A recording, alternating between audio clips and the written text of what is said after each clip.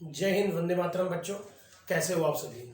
बच्चों, आज से हम लोग 12th का हिंदी मीडियम के बच्चों के लिए पूरा सीरीज स्टार्ट करने जा रहे हैं। लास्ट के जो वीडियो हमने फिजिक्स के अपलोड करे थे वो बच्चों इंग्लिश मीडियम के बच्चों के लिए थे, लेकिन उनमें बहुत सारे बच्चे जो हिंदी मीडियम के थे उन्हें इशू आ रहा था। सो गाइज, हम लोग आज से स्टार्ट करेंगे हिंदी मीडियम के बच्चों के लिए पूरी सीरीज होगी। ऐसा नहीं है कि ये सीरीज इंग्लिश मीडियम के बच्चों को पसंद नहीं आएगी या समझ नहीं आएगी, उन्हें पूरी तरह से ये सीरीज भी समझ में आएगी। बस आपको थोड़ी टर्मिनोलॉजी क्लियर करनी होगी और ये वीडियो बहुत ही यूजफुल होने वाला है आपके लिए। इस वीडियो की पूरी एक सीरीज होगी और मैं आपको प्रॉमिस करता हूँ आज से फिजिक्स को आप जो कठिन कहते रहे वो कठिन कहना बंद कर देंगे। लेकिन आपको सारे वीडियोस को बड़े ध्यान से देखना होगा और साथ में आपको नोट्स भी बनाने होंगे। सो गाइज, इस सीरीज का जो पहला चैप्टर है फिजिक्स का 12th का, वो है बच्चों electric field, electric charge and field. बहुत सारे बच्चे कहेंगे हिंदी मीडियम सर कह के फिर इंग्लिश लिखना शुरू कर दिए। मैं हिंदी मीडियम के बच्चों को भी सजेस्ट करूंगा कि वो कम से कम टर्मिनोलॉजी को समझें, मतलब हिंदी के शब्दों का अंग्रेजी में मतलब तो जरूर जानें। तो हम लोग बच्चों बात करेंगे आज के वीडियो में वैद्युत आवेश एवं क्षेत्र के बारे में। तो बच्चों, जब वैद्युत आवेश एवं क्षेत्र की बात आती है तो सबसे पहले हमें कुछ फंडामेंटल अपनी डेली लाइफ के एग्जांपल्स को ध्यान में लाना होगा। जैसे आपने कभी फील किया हो, आपने कभी ध्यान दिया हो कि छोटे बच्चे करते हैं, स्केल सर पे रगड़ करके कागज के छोटे छोटे टुकड़ों को अपनी तरफ अट्रैक्ट करते हैं। या कभी आपने ये भी ध्यान दिया हो कि अगर टीवी स्क्रीन चल रही हो, ये प्रैक्टिकल तो आप बड़ी जनरली आप कर सकते हैं अपने घर में। अगर टीवी का स्क्रीन चल रहा है और आप हाथ को ऐसे पास ले जाइए तो आप देखेंगे कि आपके रोए खड़े हो जाएंगे। ये प्रैक्टिकल आप जरूर करिएगा घर में। इसके अलावा थंडरिंग ऑफ क्लाउड्स, बादलों का गड़गड़ाहट, वो भी बच्चों इसी का एग्जाम्पल है। ये सब आपने चीजें अपनी लाइफ में देखी होंगी पर कभी इनके बारे में विचार नहीं किया होगा कि स्केल को सर से रगड़ने के बाद कागज के टुकड़े कैसे अट्रैक्ट होते हैं। टीवी स्क्रीन के पास अपनी हाथ को ऐसे ले जाने पर कैसे आपके रोए खड़े हो जाते हैं या बिजली क्यों कड़कती है। बच्चों, ये सब एग्जाम्पल है इलेक्ट्रिक चार्ज के। सो इस वीडियो में आज के बाद आपको इलेक्ट्रिक चार्ज को लेकर के किसी तरह का कोई कंफ्यूजन नहीं रहेगा। तो बच्चों, सबसे पहले हम लोग डिफिनीशन पढ़ेंगे कि वैद्युत आवेश क्या चीज है, व्हाट इज इलेक्ट्रिक चार्ज। तो बच्चों देखिए, पहली बात तो मैं आपको बता दूं कि किसी भी पदार्थ में दो तरह की प्रॉपर्टी होती हैं, एक इंट्रिंसिक और एक एक्सट्रिंसिक, ठीक है, जिनको गहन और विस्तीर्ण गुण कहते हैं। और बच्चों, कुछ मैटर्स में कुछ फंडामेंटल प्रॉपर्टी होती हैं और वैद्युत आवेश भी एक फंडामेंटल मूलभूत गुण है, फंडामेंटल गुण है इसका, मूलभूत गुण। तो बच्चों, ये इसकी फंडामेंटल प्रॉपर्टी है और फंडामेंटल प्रॉपर्टीज को गाइस डिफाइन नहीं किया जा सकता है, हम इन्हें इनकी प्रॉपर्टीज से समझते हैं। अगर हम चार्ज को समझना चाहते हैं तो हम चार्ज की कोई डिफिनीशन आपको नहीं बता सकते हैं। चार्ज का अगर आपको कोई डिफिनीशन बना भी रहा है तो जबरदस्ती बनाई जा सकती है, लेकिन गाइस चार्ज की कोई डिफिनीशन नहीं होती है। हाँ, हम ये जरूर कह सकते हैं कि वैद्युत आवेश क्या है। तो वैद्युत आवेश एक गुण है, एक प्रॉपर्टी है। मैंने यहां लिख दिया कि बच्चों ये क्या है, एक प्रॉपर्टी है। ये एक फंडामेंटल प्रॉपर्टीज लिख दिया, प्रॉपर्टी बात वही है। सो गाइस, चार्ज क्या है, वैद्युत आवेश बच्चों क्या है? वैद्युत आवेश एक गुण है जिसकी वजह से कोई पदार्थ दो तरह के गुण दिखाता है। एक तो वो इलेक्ट्रिक फील्ड पैदा करता है, वैद्युत का गुण दिखाता है इलेक्ट्रिक का, और दूसरा बच्चों मैग्नेटिक प्रॉपर्टी भी दिखाता है जिसको हम लोग चुंबकीय गुण कहते हैं, और इंग्लिश में इसको बच्चों क्या बोला जाता है, मैग्नेटिक प्रॉपर्टी। और दूसरी कौन सी प्रॉपर्टी बच्चों, इलेक्ट्रिकल प्रॉपर्टी। ये सारी कहानी कहां से शुरू होती है? तो बच्चों, उसके लिए मैं यहाँ पे ईयर लिख रहा हूं, एक सन लिख रहा हूं, और वहां एक साइंटिस्ट का मैं नाम लूंगा। सन 1750 की बात है, बेंजामिन फ्रैंकलिन की बात करूंगा मैं। ईयर था 1750। इसमें बच्चों एक कांच की छड़ ली गई और कांच की छड़ को बच्चों रेशम से रगड़ा गया। वैसे ही कांच की तरह एक एबोनाइट नाम का पदार्थ था और एबोनाइट को बच्चों रगड़ा गया बिल्ली की खाल से। बिल्ली की खाल, अगर आपको प्रैक्टिकल करना है, बिल्ली चाहिए, बिल्ली की खाल चाहिए। तो बच्चों, ये दो चीजें करी गई, कांच को रगड़ा गया रेशम से और एबोनाइट को रगड़ा गया बिल्ली की खाल से।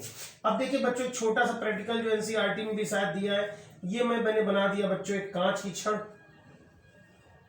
और ये भी एक मैंने कांच की छड़ बना दिया है। ये बच्चों दोनों ग्लास की हैं, ठीक है ना। मैं ये दोनों बता दे रहा हूं आपको, दोनों ये कैसी रॉड है बच्चों, ग्लास की रॉड है, कांच की हैं। तो बच्चों ये दोनों एक दूसरे को दूर हटाती हैं, ठीक है। इसी के जगह पर अगर मैं दोनों एबोनाइट की भी टांग दूं, ये बच्चों एबोनाइट की रॉड है दोनों, ये एबोनाइट की रॉड है, दोनों एबोनाइट की हैं, AB de Villiers, ebonite and AB de Villiers the 360 player. तो ये दोनों बच्चों एबोनाइट की हैं, और बच्चों एबोनाइट की भी दोनों छड़ें एक दूसरे को डिस्ट्रैक्ट करती हैं, प्रतिकर्षित करती हैं, रिपेल करती हैं, दूर भगाती हैं। ग्लास दूर भगाता है, एबोनाइट को दूर भगाता है। लेकिन फ्रैंकलिन को जो मजेदार चीज दिखी वो इसमें दिखी। ये बच्चों एक ऐसे रॉड लटका दी गई, एक ऐसे लटका दी गई, और ये देखिए इसमें बच्चों एक रॉड आपकी ग्लास की है और एक बच्चों एबी डिविलियर्स की है, एक गेल है और एक एबी डिविलियर्स है। गेल और एबी डिविलियर्स, ग्लास और एबोनाइट, ये दोनों बच्चों छड़े एक दूसरे को अट्रैक्ट करती हैं, अपनी तरफ खींचती हैं। ये मजेदार सा फिनोमेना, और यहीं से चार्ज समझना आपको शुरू हो जाएगा। बच्चों ये दोनों ग्लास की छड़ें दूर हटा रही हैं, एबोनाइट की दोनों छड़ें दूर हटा रही हैं, ग्लास और एबोनाइट की अलग अलग एक दूसरे को अट्रैक्ट कर रही हैं। बेंजामिन फ्रैंकलिन को ऐसा लगा कि निश्चित तौर पे यहां पर हमें एक जैसी चीजों में प्रतिकर्षण, रिपल्सन, और अलग अलग चीजों में आकर्षण दिख रहा है। इसका कारण यह है कि इन दोनों में ग्लास में और एबोनाइट में दो भिन्न प्रकार के आवेश पैदा हुए हैं, दो डिफरेंट चार्ज पैदा हुए हैं। समझना होगा इस बात को आपको। ये बेंजामिन फ्रैंकलिन का मानना था कि इन दोनों में डिफरेंट तरह के दो चार्ज पैदा हुए हैं। अब सवाल ये पैदा हो रहा था कि इन पर किस तरह का चार्ज है, किस पर पॉजिटिव चार्ज है, किस पर निगेटिव चार्ज है। तो बच्चों हम लोग चैप्टर में जब आगे बढ़ते जाएंगे तो हम लोग इसको समझते जाएंगे कि कैसे किस पर पॉजिटिव आया, किस पर निगेटिव आया, कितना आया, कैसे आया, क्यों आया, सारे सवालों के जवाब। लेकिन ये जरूर समझ में आ गया कि एक जैसे आवेश भाई किसी एक में पॉजिटिव होगा, किसी एक में निगेटिव होगा। तो या तो ये दोनों पॉजिटिव हैं, ये दोनों निगेटिव हैं, या ये दोनों निगेटिव हैं, ये दोनों पॉजिटिव हैं। मतलब एक जैसे आवेश दूर हटाते हैं और विपरीत आवेश पास लाते हैं। यह बेंजामिन फ्रैंकलिन के इस प्रयोग से पूरी तरह से स्पष्ट हो गया था। बहुत सारी जगहों में, पुरानी किताबों में एक बेंजामिन फ्रैंकलिन के बारे में कहानी भी सुनाई जाती है कि बेंजामिन फ्रैंकलिन जो थे वो कभी छत पे एक दिन पतंग उड़ा रहे थे, और पतंग उड़ाते समय वो डोरी पे बिजली कड़की, अचानक से यहाँ से थंडरिंग हुई और उनको लगा कि हाँ, वो पतंग उन्हें फील हुआ कि हाँ बिजली का झटका लगा। तो इसको लेकर भी कहीं कहीं लिखा हुआ है कि बेंजामिन फ्रैंकलिन को इससे भी कुछ आइडिया मिला। लेकिन भाई इतने साल मेरी जिंदगी के गुजर गए, ना ऊपर से सेब गिरते हुए मेरे दिमाग में कुछ आया और न पतंग उड़ाते समय ऐसा कुछ हुआ। पता नहीं बेंजामिन फ्रैंकलिन और न्यूटन साहब के साथ ऐसा होता रहा, काश मेरी जिंदगी में भी कोई कटहल मेरे सर के ऊपर गिरता और कोई थ्योरी मैं भी बताता। लेकिन चलिए, हमारे ऊपर उन लोगों का एहसान है, बेंजामिन फ्रैंकलिन का और न्यूटन साहब का, जिन्होंने इतनी बड़ी बड़ी खोजें करी और हमें इतनी आसानी से किताबों में लिख के दे दी। केवल हमें समझना है और इन्हें याद करना है, हमें ढूंढना नहीं है। सो गाइस, चार्ज को लेकर के आपको समझना होगा। फिर मैं एक बार इसको क्लियर करूं, उसके पहले मैं एक और बात आपको बता देना चाहूंगा यहाँ पे कि बच्चों, आपने अगर नाम याद हो तो आपने पढ़ा होगा साइंटिस्ट ऑर्स्टेड के बारे में। ऑर्स्टेड, ये 10th का भी सिलेबस है, और नहीं भी पता तो मैं आपको फिर बता दूं कि ऑर्स्टेड ने ये देखा कि जब किसी वायर में, इसको आप वायर एज्यूम कर लीजिए, किसी वायर में जब होके करंट गुजरता है, जब किसी तार में होके धारा बहती है, तो वो तार ऐसे बिहेव करता है जैसे वो मैग्नेट हो, एक चुंबक हो। और जब बच्चों मैग्नेट होते हैं, 2 मिनट देखिएगा, जैसे कि ये मेरे पास मैग्नेट है, ये मैं बच्चों को दिखाना चाहूँगा। आप देखिए बच्चों, टूट गया। ये साउथ पोल और नॉर्थ पोल आप देख रहे होंगे। तो यहाँ पर ये मैग्नेट इस तरह का भी हो सकता है, और या फिर मैग्नेट, ये भी आपने देखा होगा, ये मैग्नेट सुहॉर्स मैग्नेट बोलते हैं ना, हिंदी मीडियम बच्चे क्या बोलते हैं, घोड़े की नाल। तो इस तरह के मैग्नेट्स के पास अगर आप इसको लेके जाएंगे, ये क्या है बच्चों, मैग्नेटिक नीडल। चलिए ट्राई करके दिखा देते हैं अभी तुरंत में। तो बच्चों अगर क्या करें हम कि इस मैग्नेटिक नीडल को, ये मैग्नेटिक नीडल को, वाह ये तो फंस गई बच्चों। लेकिन अगर ये सही होती और मैग्नेट इसके पास, मेरे पास एक और नीडल है लेकिन अभी वो यहाँ रखी नहीं है। हाँ बच्चों देखिए ठीक है, काम करने लगी। ये देखिए अब ये ना कहना सर ठोंक दिए इस वजह से हिलने लगी है, दर्द हो रहा होगा, हिल रही नहीं बच्चों, ये थोड़ा सा निडल खराब है। लेकिन ये आपको समझना होगा कि जो मैग्नेटिक निडल होती हैं, अगर उनके पास मैग्नेट ले जाया जाए तो मैग्नेटिक निडल्स मूवमेंट शो करती हैं। तो वैसे ही मान लीजिए कोई वायर है, कोई तार है, तार भी है, कहेंगे सर बच्चों ये देखिए बहुत सारा तार है। तो बच्चों ये तार है, अगर इसमें करंट बहेगा तो ये तार भी अपने चारों तरफ ऐसे बिहेव करेगा जैसे ये एक मैग्नेट हो। और ये हमें किसने बताया था, ऑर्स्टेड ने बताया था। ऑर्स्टेड नाम के साइंटिस्ट ने बताया था कि जब किसी तार में विद्युत धारा बहती है तो तार के चारों तरफ चुंबकीय क्षेत्र पैदा हो जाता है, मैग्नेटिक फील्ड पैदा हो जाता है। इसी वजह से हम लोग दो तरह के डिफरेंट ब्रांचेस के बारे में फिजिक्स में पढ़ते हैं। एक ब्रांच है आपके बच्चों इलेक्ट्रोस्टैटिक्स, हिंदी मीडियम के बच्चों को भी बताते हैं, 2 मिनट वेट करिए। और एक है इलेक्ट्रोडायनामिक्स। तो बच्चों जो इसमें इलेक्ट्रोस्टैटिक्स है, स्थिर विद्युत की, उसमें बच्चों आवेश स्थिर रहता है। और इसमें हम लोग क्या पढ़ते हैं, हम लोग इसमें कूलॉम का लॉ पढ़ते हैं, गाउस थ्योरम पढ़ते हैं, कैपेसिटर पढ़ते हैं। ये सब टॉपिक हमारे इसमें आते हैं बच्चों, जो हम लोग पढ़ रहे हैं ये टॉपिक, ठीक है ना। इसके बाद जब हम लोग बात करना स्टार्ट करते हैं इलेक्ट्रोडायनामिक्स की, तो वहां पर बच्चों इलेक्ट्रोडायनामिक्स में या स्थिर जो हमारा जब चार्ज चलने लगता, चार्ज चलने लगा, अभी यहाँ पर चार्ज क्या है, रेस्ट कर रहा है, आराम कर रहा है, सो रहा है, रेस्ट कर रहा है, आलसी है चार्ज यहाँ। और जब चार्ज आलसी है, सो रहा है, आराम कर रहा है, तो वहां पे हम लोग Coulomb's law, Gauss law, capacitors, electric dipole, वो सब चीजें हम पढ़ेंगे और इसी चैनल पे आपको सारा पढ़ने को मिलेगा। और इलेक्ट्रोडायनामिक्स में हम लोग इलेक्ट्रिक करंट के बारे में पढ़ेंगे और हम लोग इलेक्ट्रॉनिक सर्किट्स के बारे में पढ़ेंगे। आपने एलसीआर सर्किट वगैरह बताए जाएंगे आपको, और बहुत सारे टॉपिक आगे आते रहेंगे। तो हम लोग ये तो डिफरेंट ब्रांचेस के बारे में पढ़ते हैं इलेक्ट्रिक की।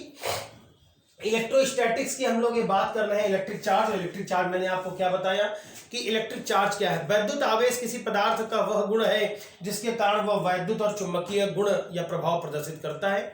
Electric charge is the fundamental property of any compound which by which it shows the electric and magnetic effect, ठीक है ना।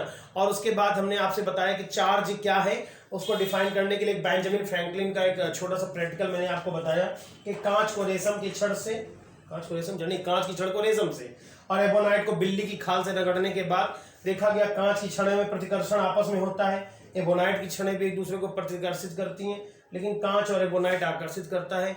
इससे बेंजामिन फ्रैंकलिन ने एक रिजल्ट निकाला। और क्या रिजल्ट निकाला बच्चों कि आवेश 2 प्रकार का होता है, सजातीय आवेश, एक जैसे आवेश एक दूसरे को प्रतिकर्षित कर रहे हैं, और विपरीत आवेश एक दूसरे को क्या कर रहे हैं, आकर्षित कर रहे हैं। बच्चों मैं एक छोटा सा सजेशन आपको और दूंगा, 5 मिनट वीडियो थोड़ा लंबा हो सकता है, तो उसमें कोई जल्दी मचाने की जरूरत भी नहीं है, लेकिन आप नोट जरूर बनाइए, लिखिए जरूर, कमेंट सेक्शन में जाके पूछिए जरूर चीजों के बारे में। अब मैंने आपको शुरुआत में ही बता दिया कि इलेक्ट्रिक चार्ज को हम समझेंगे कैसे। चार्ज को समझना इतना आसान है कि आप लाइफ टाइम के लिए नहीं भूलेंगे, बस छोटी छोटी 2-3 प्रॉपर्टीज को समझिएगा और हम लोग प्रॉपर्टी समझे जा रहे हैं। सबसे पहली प्रॉपर्टी जो इलेक्ट्रिक चार्ज की होती है वो है आकर्षण और प्रतिकर्षण। इंग्लिश मीडियम के बच्चे क्या बोलते हैं, अट्रैक्शन एंड रिपल्सन, आकर्षण और प्रतिकर्षण। तो देखिए ये सबसे फंडामेंटल प्रॉपर्टी है चार्ज की। आपको पता होना चाहिए कि जो सेम चार्जेस होते हैं, सेम एक जैसे चार्ज होते हैं, सेम चार्ज होते हैं, वो एक दूसरे को क्या करेंगे, आकर्षण बल लगाएंगे, एक दूसरे पर आकर्षित करेंगे। और अगर वो दोनों चार्ज अलग अलग हैं, डिफरेंट चार्ज हैं, तो एक दूसरे को क्या करेंगे, प्रतिकर्षित करेंगे, या फिर रिपल्सन भी बोल सकते हो आप, ठीक है ना। तो चार्ज की ये बहुत फंडामेंटल प्रॉपर्टी है। बेंजामिन फ्रैंकलिन ने मान लिया था कि 2 डिफरेंट तरह के चार्ज हैं, अभी हम लोग उनके बारे में आगे पूरा डिस्कशन करेंगे कि पॉजिटिव चार्ज और नेगेटिव चार्ज वगैरह के बारे में। तो पहली प्रॉपर्टी हमारी बनती है आकर्षण और प्रतिकर्षण को लेकर के कि एक जैसे आवेशों में आकर्षण होता है, और अगर दो आवेश आपके पास हैं जो दोनों अलग अलग हैं तो एक दूसरे को क्या करेंगे, प्रतिकर्षित। जैसे बेसिक तौर पे आपको पता है कि कोई भी जो पदार्थ होता है वो तीन मूल कणों से मिलकर बना होता है। ये रसायन विज्ञान में भी आप केमिस्ट्री में पढ़ते हैं, इलेक्ट्रॉन, प्रोटॉन और न्यूट्रॉन। तो इलेक्ट्रॉन एक दूसरे को प्रतिकर्षित करेंगे, प्रोटॉन प्रतिकर्षित करेंगे, लेकिन प्रोटॉन क्या करेंगे, आकर्षित। क्यों? क्योंकि बच्चों इलेक्ट्रॉन पे नेगेटिव होता है और प्रोटॉन पे क्या होता है, पॉजिटिव होता है। और अगर हम इलेक्ट्रॉन ले लें या प्रोटॉन और प्रोटॉन ले लें तो हम देखेंगे कि इन दोनों में तो बच्चों प्रतिकर्षण होगा, क्योंकि एक जैसे आवेश हैं दोनों, और ये चूंकि अलग अलग है तो इन दोनों में क्या होगा, आकर्षण होगा। तो ये सबसे मूलभूत गुण है आपके किसी भी चार्ज का, अट्रैक्शन और रिपल्सन का। दूसरा जो चार्ज है बच्चों वो आवेश का संरक्षण है, कंजर्वेशन ऑफ चार्ज है। जैसे आपने पढ़ा होगा बच्चों, इन सब चीजों को आप नोट डाउन करिए, अपने हिसाब से लिखिए। क्या लिखेंगे आप कि आवेशों का सबसे मूलभूत गुण है आकर्षण एवं प्रतिकर्षण करना। समान आवेश एक दूसरे को आकर्षित करते हैं, जबकि विपरीत आवेश एक दूसरे को, समान आवेश एक दूसरे को प्रतिकर्षित करते हैं, जबकि विपरीत आवेश एक दूसरे को आकर्षित करते हैं। Good. Same charge attract each other while the opposite charge ripple each other. दूसरा, कंजर्वेशन ऑफ चार्ज। आपने पढ़ा होगा ऊर्जा संरक्षण का सिद्धांत फर्स्ट ईयर में, 11th में, 10th में, कि एनर्जी को ना तो जनरेट किया जा सकता और ना ही डिस्ट्रॉय किया जा सकता है। ऊर्जा को ना तो उत्पन्न किया जा सकता और ना ही नष्ट किया जा सकता है। वैसे ही बच्चों हम यहाँ पे क्या लिखते हैं कि आवेश का संरक्षण, दूसरी हेडिंग हमारी बनती बच्चों आवेश का संरक्षण। अब आवेश के संरक्षण में आप क्या लिखेंगे कि इसको, आवेश को ना तो उत्पन्न किया जा सकता है और ना ही नष्ट किया जा सकता है। तो आप कहोगे कि अरे सर जी हमको तो 10th से बताते हैं कि Na जो है वो Na+ चार्ज आ गया और Cl में देखो ये Cl- चार्ज आ गया। तो बच्चों ये Na के ऊपर प्लस चार्ज और Cl के ऊपर माइनस चार्ज पैदा नहीं हुआ है, पैदा जनरेट नहीं हुआ है। कैसे हुआ है, देखिए जब एक एटम होता है, ये हमारा Na+ है हमारा बच्चों, 2, 8 और 1 इलेक्ट्रॉन होते हैं। वैसे Cl में होते हैं 2, 8 और 7 होते हैं, ठीक है ना।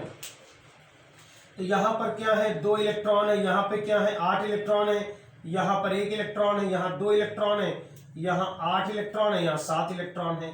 तो क्या होता है कि इससे एक इलेक्ट्रॉन किसके पास जाता है बच्चों, Cl के पास। तो इस वजह से 1 इलेक्ट्रॉन की यहाँ कमी हो गई और यहाँ पर 1 इलेक्ट्रॉन की अधिकता हो गई। तो इस पर 1+ का चार्ज आ गया, 1 पॉजिटिव चार्ज हो गया, 1 पॉजिटिव चार्ज है ना, 1 पॉजिटिव चार्ज आ गया और 1 इस पे क्या आ गया, निगेटिव चार्ज, क्योंकि इस पे 1 इलेक्ट्रॉन की कमी और इस पे 1 इलेक्ट्रॉन की अधिकता हो गई है। तो चार्ज कहीं से जनरेट या डिस्ट्रॉय नहीं हुआ है, चार्ज का कोई ट्रांसफर केवल होता है। जैसे कि आप मान लीजिए कि हम लोग एक आइसोलेटेड सिस्टम की बात करें, विलगित निकाय। अगर विलगित निकाय में देखें कि ये बच्चों 3, ठीक है, ये चीज मैं बताने के भूल गया था कि आवेश जो होता है चार्ज, उसका जो यूनिट होता है बच्चों वो कूलॉम होता है, ठीक है ना। आवेश का जो मात्रक होता है वो क्या होता है, कूलॉम होता है ना। Q से रिप्रेजेंट करते हैं लेकिन मात्रक C से लिखते हैं। तो ये 3 कूलॉम हो गया, ये -2 कूलॉम हो गया, ठीक है ना, और ये हो गया 1 कूलॉम हो गया, ठीक है, कुछ भी लिख लीजिए, डजंट मैटर। अब मान लीजिए एक और हम दूसरा बॉक्स बना लेते हैं बच्चों, ठीक है ना। ये इसमें एक पे 4 कूलॉम आ गया, एक पे -3 कूलॉम चार्ज आ गया, ठीक है ना। अब बच्चों ये बॉक्स अलग अलग नहीं है, दोनों बॉक्स एक ही है। तो इसका मतलब दोनों पर बराबर चार्ज होना चाहिए, 3 कूलॉम 1 कूलॉम और फिर उसके बाद -2 कूलॉम। तो 3 1 हो गया 4, 4 में 2 गया, कितना चार्ज है 2 कूलॉम। तो यहां पर बच्चों इसको x मान लीजिए, तो 4 कूलॉम फिर ये x और -3 कूलॉम और टोटल 2 कूलॉम होना चाहिए। तो ये 4 में 3 गया, कितना बचेगा बच्चों 1 कूलॉम, 2 कूलॉम, 2 कूलॉम -1 कूलॉम। तो 1 कूलॉम का चार्ज होना चाहिए बच्चों। तो मैं x की जगह पे यहाँ क्या लिख दूं बच्चों, x की जगह 1 कूलॉम, देखो कैसे हो गया, यहाँ पे 4155 में 3 गया 2 कूलम और 3144 में 2 गया 2 कूलम। तो ऐसे हम क्या बोल सकते हैं कि किसी भी आइसोलेटेड सिस्टम में, किसी विलगित निकाय में आवेश कहीं जाता नहीं है। अगर इन्होंने इनको दे दिया तो नेट जो चार्ज होगा वो बच्चों कांस्टेंट बना रहता है, स्थिर बना रहता है। ठीक है, अब हम लोग बच्चों अगले टॉपिक के बारे में पढ़ेंगे और वो है एडिटिव नेचर ऑफ चार्जेस। तो बच्चों उसको बताने की मुझे जरूरत नहीं है, आवेशों की योज्यता कहा जाता है। देखिए अगर किसी भी कोई हमारे पास आइसोलेटेड सिस्टम है तो उस पर टोटल चार्ज जो होगा बच्चों, टोटल चार्ज उन सबके चार्जेस के सम के इक्वल होता है, उनके एल्जेब्रिकल सम के इक्वल होता है बच्चों। एल्जेब्रिकल मतलब आपने पढ़ा होगा जैसे वेक्टर सम होता है, वेक्टर सम बच्चों को याद होगा, R इज इक्वल टू आपने पढ़ा होगा, अंडर रूट में पढ़ा था, क्या पढ़ा था बच्चों 11th में, a square plus B square plus 2ab cos theta. Vector sum याद आ रहा ना, R vector is equal to vector a plus vector b, वहां पे आपने त्रिभुजी विधि वगैरह पढ़ी, चतुर्भुजी विधि। तो बच्चों यहाँ पर एल्जेब्रिकल सम का मतलब होता है कोई वेक्टर वेक्टर वाला सम नहीं है, डायरेक्ट आपने जोड़ देना है। ठीक है ना, तो आप चार्जेस को डायरेक्टली सम कर सकते हैं। ठीक है ना, अब इसके बाद जो आता है वो सबसे बच्चों एक और पॉइंट आता है, ये बहुत 2 पॉइंट जो बचे हैं लास्ट के, दोनों बहुत मजेदार है। मैं तो आपको सजेस्ट करूंगा नोट्स जरूर बना ले बच्चों, नोट्स नहीं बनाएंगे कुछ मजा नहीं आएगी। ये पॉइंट बहुत मजेदार है और वो है effect of velocity and charge, आवेश पर वेग का प्रभाव, आवेश पर वेग का प्रभाव। तो बच्चों जो लोग अभी नहीं पढ़े हैं फिजिक्स में, आप आगे जाएंगे तो आपको पढ़ने को मिलेगा कि अगर कोई वस्तु गति कर रही है, कोई अगर वस्तु जिसमें द्रव्यमान है, ध्यान दीजिएगा, कोई वस्तु है बच्चों, 1 मिनट रुकिएगा बच्चों। देखिए कंडीशन इस तरह की है, अभी अपना नया चैनल है, ग्रो कर रहा है, तो इस तरह की कोई खास व्यवस्थाएं अपने पास नहीं है, लाइटिंग के लिए कोई अपना स्टूडियो नहीं है, तो ये एक्सटर्नल लाइट पे ही हम लोग डिपेंडेंट रहते हैं। तो अभी शाम हो रही है, अंधेरा हो रहा है, तो लाइट को देखना पड़ता है कि आप लोगों को तकलीफ ना हो। तो दरवाजा अगर खुला रहता है तो धूप लगती है, और फिर शाम ढलने लगी तो अंधेरा होने लगा है, क्योंकि ऑलरेडी आप देखिए टाइम जो है वो लगभग नहीं दिख रहा है, 6 बजने वाला है लगभग, है ना, तो अंधेरा होने वाला है, इस वजह से दरवाज़ा खोलना पड़ा, सॉरी फॉर दैट। आप लोग सपोर्ट करिए चैनल को, अगर अच्छा लगता है, आपको लगता है मेहनत की जा रही है, तो आप लाइक सब्सक्राइब कर सकते हैं। तो अगर कोई वस्तु है जिसमें द्रव्यमान है, वजन है थोड़ा सा, तो वस्तु में द्रव्यमान है, तो ये आइंस्टाइन मानते थे कि अगर वस्तु चल रही है तो उसका चलते समय द्रव्यमान m बराबर m0 अंडर रूट में 1 minus v square upon c square. तो बच्चों देखिए ये जो है वस्तु का वेग है, कोई वस्तु जो चल रही है, अगर छोटा लग रहा तो मैं बड़ा करके लिख देता,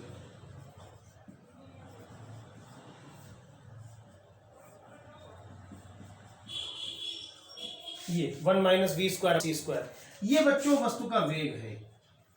अब आप जरा इमेजिन करिए कि अगर कोई वस्तु है जो प्रकाश के वेग से ही चलने लगे, जैसे आपको पता है अल्ट्रावायलेट रेज, पराबैंगनी किरणें, और बहुत सारी पराबैंगनी किरणें, अवरज किरणें, सब आपके है ना, तो वो प्रकाश के चाल से चलती थी। यहाँ v की जगह में मैं अगर c पुट कर दूं, देखिएगा v की जगह में c पुट कर दूं तो c अपॉन सी 0 हो जाएगा, c अपॉन सी कट जाएगा 1 आ जाएगा, सॉरी यहाँ c रखूंगा, c स्क्वायर कैंसिल तो कट जाएगा 1 माइनस 1 क्या हो जाएगा 0 अपॉन में 0, मतलब आपका जो द्रव्यमान हो जाएगा वस्तु का वो क्या हो जाएगा अनंत।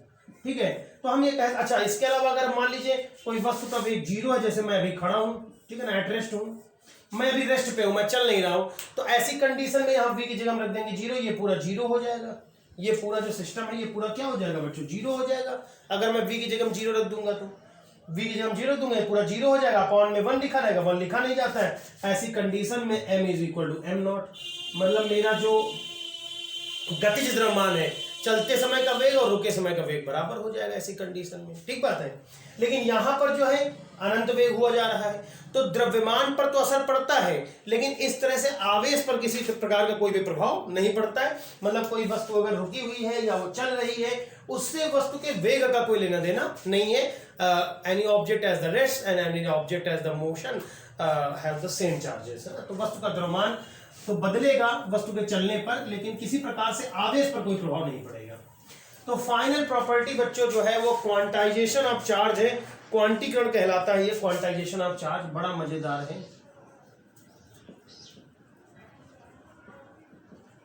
तो बच्चों क्वांटाइजेशन क्या होता है, इसके लिए हमें समझना होगा सबसे पहले व्हाट इज फंडामेंटल चार्ज। तो बच्चों फंडामेंटल चार्ज हम लोग जनरल तौर पे इलेक्ट्रॉन को मान लेते हैं कि इलेक्ट्रॉन जो है वो सबसे छोटा और स्वतंत्र आवेश है, जिस पर 1.6 इंटू 10 की पावर -19 कूलम आवेश होता है। वैसे बच्चों अगर हम लोग बात करें तो इससे छोटे भी चार्जेस के बारे में बात की गई है और वो क्वार्क मॉडल बताया जाता है। एक साइंटिस्ट है, उनका नाम मैं लिख दे रहा हूं, गैलमन।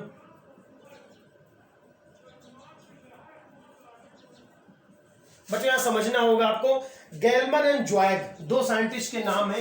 ये अगर आप याद कर पाए तो ठीक है, नहीं कोई बात नहीं। गैलमन और ज़्वाइग ने बताया कि इलेक्ट्रॉन से भी छोटे आपके चार्जेस होते हैं और उन्होंने कहा है कि ये सारे इलेक्ट्रॉन, प्रोटॉन, न्यूट्रॉन भी छोटे छोटे पार्टिकल से मिलकर बने, जिनको क्वार्क कहा जाता है। क्वार्क समझिएगा बच्चों, क्वार्क। आपको पता है किसी पदार्थ में परमाणु सबसे छोटा भाग माना गया।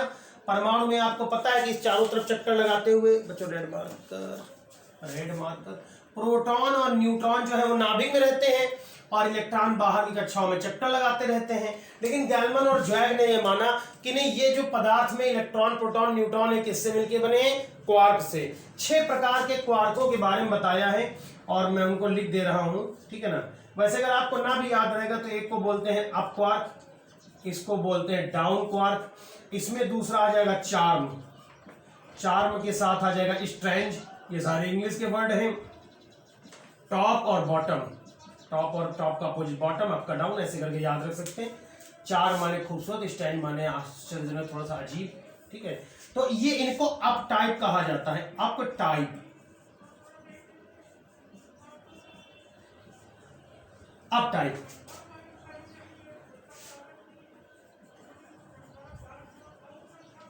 डाउन टाइप, इनको डाउन टाइप कहा जाता है मिला करके। तो आप इन 6 को जो है 3 मान सकते हैं।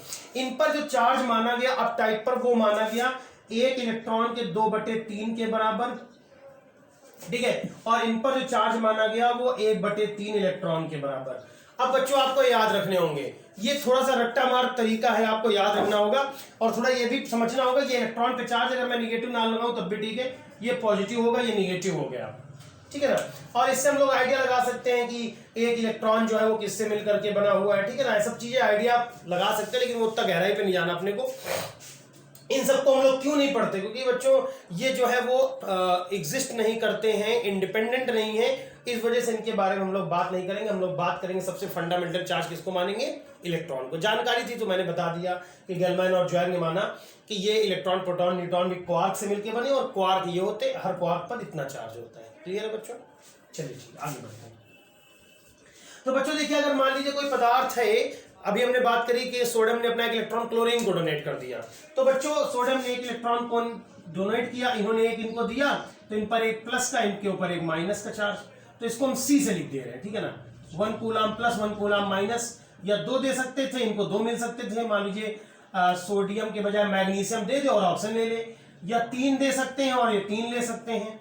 तो बच्चों जो चार्ज किसी के ऊपर आता है, जैसे कि आप समझो हम आप रुपए खर्चा करते हैं तो क्वांटाइज नहीं होते। कोई सामान बाजार में ले जाएंगे, कभी 12.5 रुपए खर्चे हो जाएंगे, कभी हो सकता है कोई बिल बनाए 37 रुपए 25 पैसे का बिल बना दे। ऐसा बिल नहीं बनेगा 1 रुपए, 2 रुपए, 3 रुपए, 10 रुपए, 20 रुपए ना। बिल ऐसे ही बन सकते हैं कि 237 रुपए 40 पैसे का बिल बन सकता है, वो क्वांटाइज नहीं है। लेकिन ये हरदम क्या रहेंगे? क्वांटाइज रहेंगे, मतलब होल नंबर्स में रहेंगे। तो इन नंबर को 1, 2, 3 के बजाय लिख दिया गया n, और ये क्या लिखा गया? इसको इलेक्ट्रॉनिक, चलो रिप्रेजेंट कर देते हैं, ठीक है। तो Ne कोई चार्ज का डोनेटेशन कैसे हो सकता है? Q बराबर Ne, और यहां पर बच्चों में लगा दे रहा हूं पॉजिटिव और निगेटिव साइन। मतलब जो इलेक्ट्रॉन को डोनेट करेगा उस पर पॉजिटिव होगा, जो इलेक्ट्रॉन को गेन करेगा उस पर निगेटिव चार्ज होगा। तो ये 10th में भी अपने फॉर्मूला पढ़ा होगा, Q इक्वल टू Ne। तो Q इक्वल टू जो Ne फॉर्मूला बनता है बच्चों, Q is equal to Ne हमें क्या बताता है? क्वांटाइजेशन ऑफ चार्ज, मतलब चार्ज जो कोई देगा या लेगा वो हरदम होल नंबर्स में होगा, जहां n की वैल्यू 1, 2, 3, 4 होगी। चलिए इसको आप नोट कर लीजिए, एक स्क्रीनशॉट मार दीजिए चक से, और फिर मैं आपको बताता हूं एक छोटा सा न्यूमेरिकल। बच्चों इस तरह से ऑनलाइन प्लेटफॉर्म पे पढ़ाने का मेरा मकसद केवल इतना है कि आपको सुन के थोड़ा सा अजीब भी लगेगा कि मैं रहूं ना रहूं, लेकिन मैंने जो अपनी ज़िंदगी में सीखा है वो इस दुनिया में बना रहे बस। कह रहे हैं किसी पे 8 इंटू 10 की पावर -7 कूलम है। ये मेरे दिल की इच्छा थी कि मैं हो सकता है कल रहूं या ना रहूं, लेकिन मैंने जो सीखा अपनी ज़िंदगी में, जो जाना है, या मुझे लगता है कि मैं अपनी बात किसी को समझा पा रहा हूँ, आपको बच्चों को, तो मैं कुछ दे के जाऊँ। मेरे न रहने के बाद भी वो वीडियोस यूट्यूब पे पड़े रहेंगे। कभी कभी यदा कदा किसी ने सर्च करके देख लिया तो बहुत सारी ऐसी नॉलेजफुल लोग रहे, आइंस्टाइन वगैरह, न्यूटन, जिन्होंने अपनी ज़िंदगी कुर्बान कर दी इन चीज़ों को ढूंढने में, और वो हमें दे के चले गए।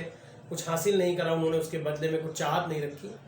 तो मेरी भी कोई विशेष चाहत नहीं है, बस आपका स्नेह प्यार मिले। और कुछ अगर आपके सवाल हैं, क्यूरीज हैं, तो आप वो कमेंट में जाके पूछिए हमसे। किसी पर ये चार्ज है 8 इंटू 10 की पावर -7, वो भी बोल दिया क्वेश्चन में कि निगेटिव चार्ज है।